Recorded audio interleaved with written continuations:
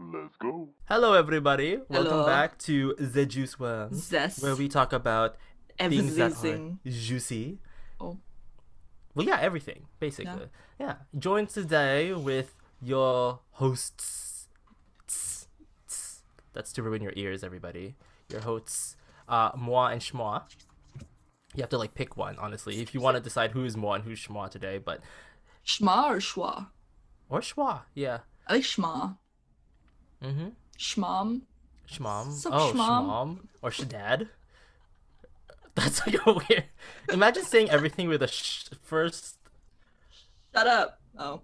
What? Yeah, like what? But then wait, shut up would just be like shut up. Exactly. Alright, anyway. What are we talking about today?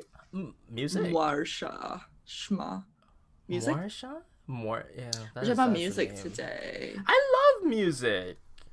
And that's the end of our episode. Yeah. Real credits. Do you have any particular music like that you lean towards, or like what's your preferences? Lean more. I listen to like a big variety of music, but I definitely nowadays listen to a lot of like light EDM. Oh, nice. There's like a different technical term for it, but I don't remember the technical term for it. Well, it's not house, is it? A little lighter than house. Oh. But interesting. You know, maybe I don't know, man. I think this is the part where we are actually really similar with this, because I don't actually have strong preferences in music. Yeah, is it just like kind of diverse? Yeah, I've never really had, like, I've had people who are like, oh my god, they have such strong opinions, like I don't like this one particular thing, and it's a lot of people with country. Everyone says I like any music but country, and I'm like, here's the thing though, I used to say that as well until I realized that country music in a post-apocalyptic dystopian long drive is actually kind of fun. Have you been in that post-apocalyptic? Oh, absolutely. And you've been through a lot. When you've been through, like, you look around and you see crash and burn and fire everywhere, a good country song can really take you through. Where have you been driving?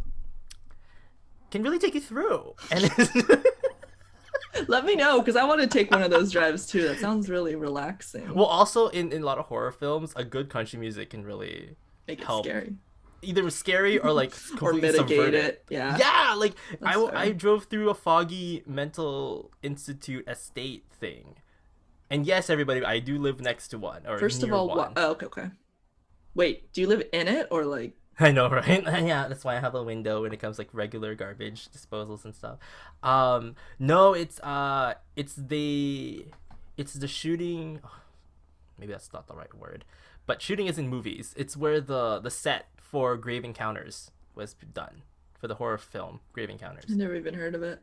So basically, premise: a bunch of ghost hunters, they go into a abandoned mental institute to like search out for some potential findings and spooky ooky stuff, and then see what they find in found footage format.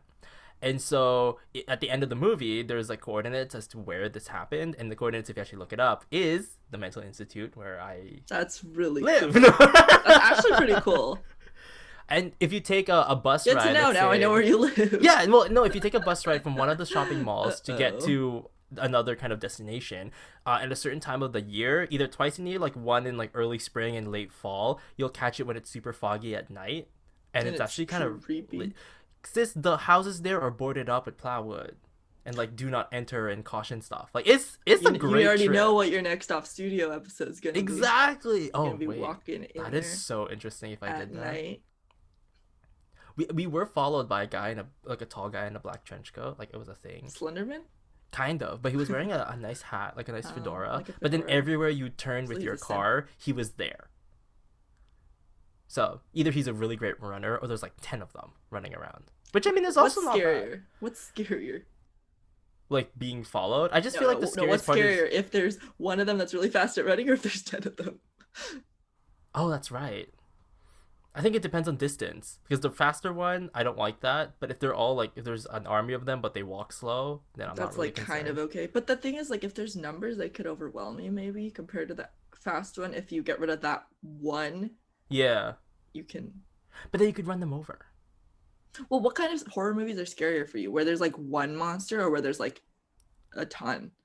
I would say no. The ton doesn't actually scare me. That one is kind of, oh well, I see it. Like Like they're I'm thinking of everywhere. like Train to Busan zombie Yeah, esque. that doesn't really necessarily scare me. I Uh-huh. The scarier moments are when you are by yourself and then you start hearing things and then Yeah. you are like you just dodged like a whole horde of these zombies and then you're like left thinking you're safe and then there's actually one hidden in like a vent somewhere. Uh, Like that's kind of, uh, I don't like that because I don't like that kind of yeah, surprise. It's kind of that makes wild. sense. Somebody comes out, reaches in for a A hug. cannibalistic smooch or something like, give me that protein, and I'm like, no, it's rotten. And it's like, yeah, it's a rough patch. Oh. Oh, like for example, like I really appreciate the Ju-on series, like the first like the Japanese the Grudge basically, but it's Hmm. Japanese because they went less for jump scares and more for the creepy See, factor. that's what I'm saying. Jump scares are cheap horror.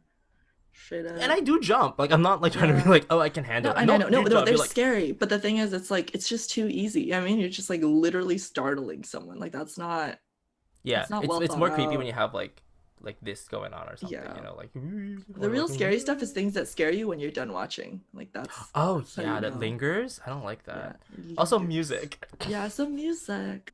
I split my I did this really interesting decision like back then where I Mm-hmm. split I split it by the male and the female perspective, which I felt like was Mm-hmm. kind of weird, but it's like male singers versus female singers, and I Mm-hmm. just made it like that. That's And then cool. I realized just how different, like because I wanted to see it like kind of like a weird social Mm-hmm. experiment to see what comes out of that. Right. And like the guys are very like I guess they're not really romantic, but they're like songs that can't relate to you, but it's like feely. And then the Mm-hmm. girls are very like independent women and very like Mm-hmm. in their That's the own type of music world. that you listen to. And I'm going, That's oh, interesting. this is like the interest. Yeah, I mean, something that I found is like I know for certain genres, like for indie rock, I like guy singers a lot more, and then for like EDM, I like girl singers a lot more.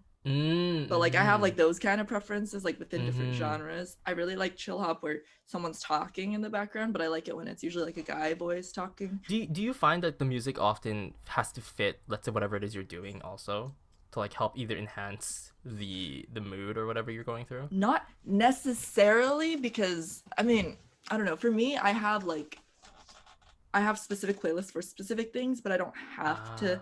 like so I have like my chill out playlist that I listen to when I'm studying, right? So that one Mm-hmm. like Mm-hmm. it's like a 6 hour long playlist or 8 hours or 10 hours or something. It's a long playlist. I just Yeah.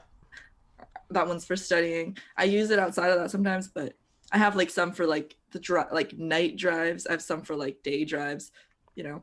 But it's not like Oh, I have to stick with like one of my friends has to follow what they are. I don't understand that. oh yeah, no, no, But no. I'm like, not that strict either. Although I do have this bad habit, or maybe it's just a habit, where mm-hmm. if I like the song, I'm gonna repeat it for a good week Oh, or you do two, that. Okay, okay. because but that's just for me. Like I don't care if like Yeah. another person doesn't want to listen to it. It's just when I'm alone, I because I Mm-hmm. like repeating that feeling, Yeah. and then to the point where then I get tired of it, and then I just Yeah. move on to something else. I usually just make like a playlist and I keep adding my favorite songs for that like time period and then I listen to that playlist a lot, but I don't listen to just one song on repeat usually unless I'm like sometimes okay, let's see. When you're sad, do you purposefully listen to sad music to like feel it or do you listen to happy music to get rid of it?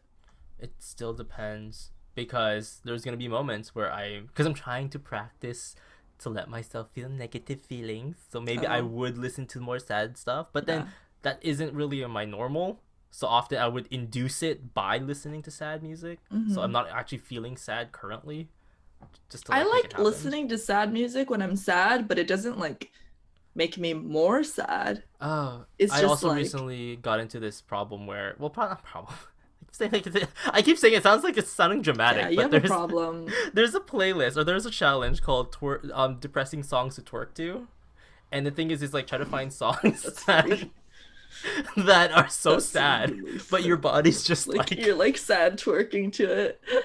and then it just Oh because like no. Christina Aguilera's "Hurt," for example, That's right? a sad song to Very sad song, but then you're just going like, but you're twerking. Yeah, you're or like feeling it. Evanescence, That's "My funny. Immortal." You're That's like, really I'm funny. so tired of being here, and then you're just like going for it.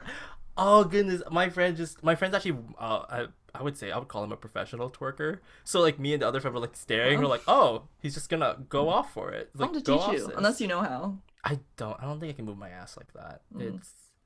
It's rough, I would say. Just practice. I'm sure you could do it. You could make an off studio vlog about you learning how to twerk. It's like, hey everybody, let's like on those 80s workout videos. Yeah, like where they're all like thrusting their hips or something. And I'm you know gonna exactly be what like I'm talking warmers. about. I like how you can't even see below here, but it's like obvious I'm doing the hip thrusting. Exactly. It's like, welcome everybody. Welcome to this new F studio. We're gonna get thin today. Oh gosh, I can just imagine it. Okay. Yeah. Anyway, we have to close out this video. But yeah, music. Like all of our episodes thus far, we might repeat topics at some point because we don't really talk about the thing we. Or we blend topics a lot. We do. We record more than one episode per recording session, by the way, everyone. So that's why sometimes we don't remember if we talked about it this episode or the one before. Yeah. So that's a little bit of a problem. So I guess leave a question for the viewers, for the folks who just enjoyed us trying to do an 80s workout. Would you actually be interested in us doing an 80s workout video for one of our off studios? Or Nate could totally do that. Or what kind of music do you guys listen to? Or do you guys have strong preferences? I don't know how to twerk. It'll be, you guys will learn together. That is so sad. Like just me reacting to like, so do we have to like lift the cheek up or like? Yeah, I don't think my ass is big enough. It doesn't have to be, man. That's so sad. Well, work out, get a big butt, and then do it. Gosh, people are like leg day, and I'm like, if I'm not walking to food, it's probably not happening. That's fair. I worked out like 2 days ago really hard, and then I could barely walk to go get coffee. Exactly. Yeah, and then you're like your legs are just going like. Yeah. Anyway, we're gonna end our video out here, and we'll see you guys. I'm sore. On our next off studio. And our next episode. Yeah, I wasn't trying to say that. But yes, goodbye. Peace out, Girl Scout. We don't talk about it.